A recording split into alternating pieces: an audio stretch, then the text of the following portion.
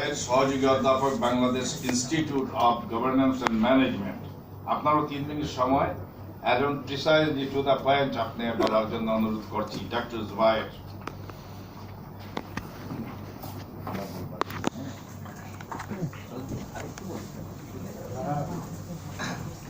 জি ধন্যবাদ। আমি একেবারে টু দ্য পয়েন্টে চলে যাই, যেহেতু এখানে একটা পেপার প্রেজেন্টেশন হচ্ছে।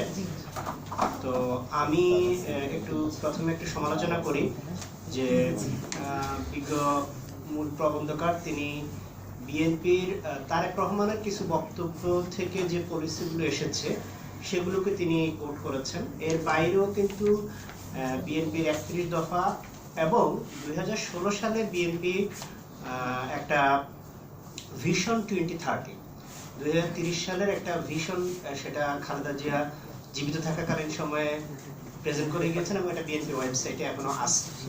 তো আমি ওই জায়গাগুলো একটু পড়াশোনা করার চেষ্টা করেছিলাম এবং দেখেছি যে জামাতের যে পলিসি ডকুমেন্ট এবং বিএনপির যে পলিসি ডকুমেন্ট যেগুলো আছে, মোটা দাগে কিন্তু অনেক সুন্দর সুন্দর কথা আছে, যেমন দুর্নীতির ব্যাপারে 0 টলারেন্স এবং পাবলিক সার্ভিসে সরকারি চাকরিতে নিয়োগের ক্ষেত্রে মেধার উপরে ভিত্তি করে নিয়োগ দেওয়া হবে এবং বিচার বিভাগকে স্বাধীন করা হবে, পুলিশ এবং ল এনফোর্সিং এজেন্সিগুলোকে স্বাধীনভাবে কাজ করতে দেওয়া হবে।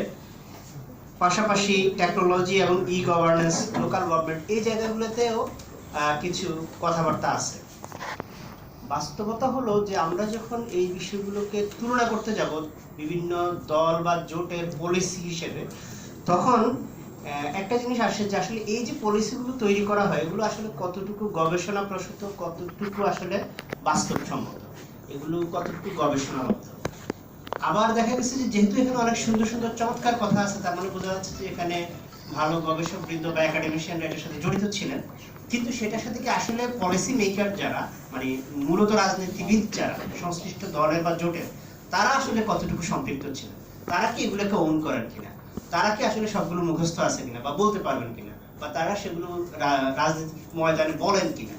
যদি দেখা যায় যে আসলে একটা দলের পলিসি ডকুমেন্টে অনেক সুন্দর সুন্দর চমৎকার কথা আছে, কিন্তু তার রাজনৈতিক নেতৃবৃন্দ যখন বক্তৃতায় জনসম্মুখে যাচ্ছেন তখন ভিন্ন কথা বলছেন, তাহলে বোঝা যাবে যে আসলে এই পলিসিগুলো এগুলো কাগজে কলমেই ঠিক আছে, কিন্তু এগুলো বাস্তবে আমরা জাতি এগুলো থেকে কোনোভাবে উপকৃত হওয়ার সুযোগ নেই।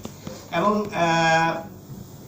আরেকটা বিষয় হলো যে আপনি যখন পলিসিগুলোকে তুলনা করতে যাবেন দুইটা দলের বা জোটের, তখন কিছু মিল থাকবে, কিছু অমিল থাকবে।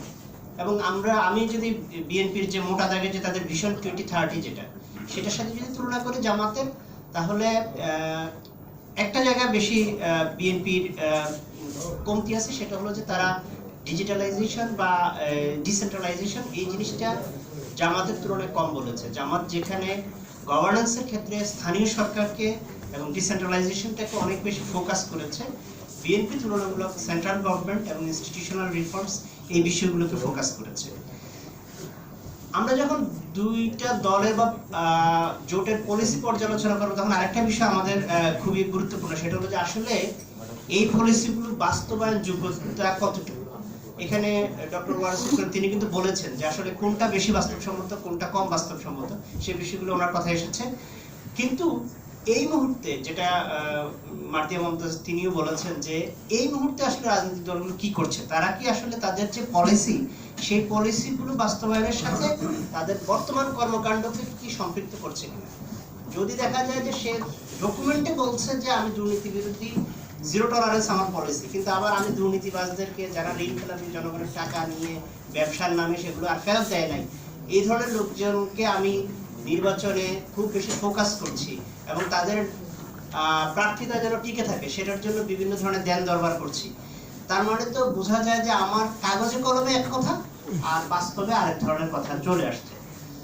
এই বিষয়গুলো আজকের এই গোল টেবিল আলোচনার একটা উদ্দেশ্য হলো যে আমরা এইসব তুলনামূলক পর্যালোচনার মাধ্যমে আসলে জাতির কাছে এটা তুলে ধরতে চাই যে আসলে যে রাজনৈতিক দলগুলো যেসব ডকুমেন্ট করে সেগুলো আসলে কতটুকু বাস্তবসম্মত, গবেষণালব্ধ এবং সেগুলো বাস্তবায়নের ক্ষেত্রে তাদের যে কমিটমেন্ট, তাদের সম্পৃক্ততা এবং তারা এর মাধ্যমে জনগণকে কি দিতে চাচ্ছে আর তাদের বর্তমান কার্যক্রমে বিষয়গুলো কিভাবে আসছে, এই তুলনাগুলো যখন আমরা করতে পারবো তখন আমাদের কাছে অনেক বেশি পরিষ্কার হয়ে যাবে যে আসলে কোন দল বা জোট সত্যিকার অর্থে দুর্নীতি রোধ এবং সুশাসন প্রতিষ্ঠার ক্ষেত্রে কাজ করে যাচ্ছে।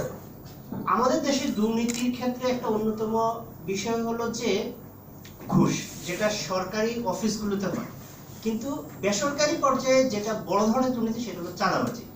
তো চাঁদাবাজিটা আসলে আমাদের কিভাবে অর্থনীতিকে এফেক্ট করে, দেখা যাচ্ছে যে একটা লোক কৃষক তিনি একটা সবজি উৎপাদন করেছেন, সেই সবজিটা ট্রাকে করে ঢাকা শহরে আসবে, ঢাকা শহরে একটা ভ্যানওয়ালা সেই ভ্যানে সবজিটা বিক্রি করবে।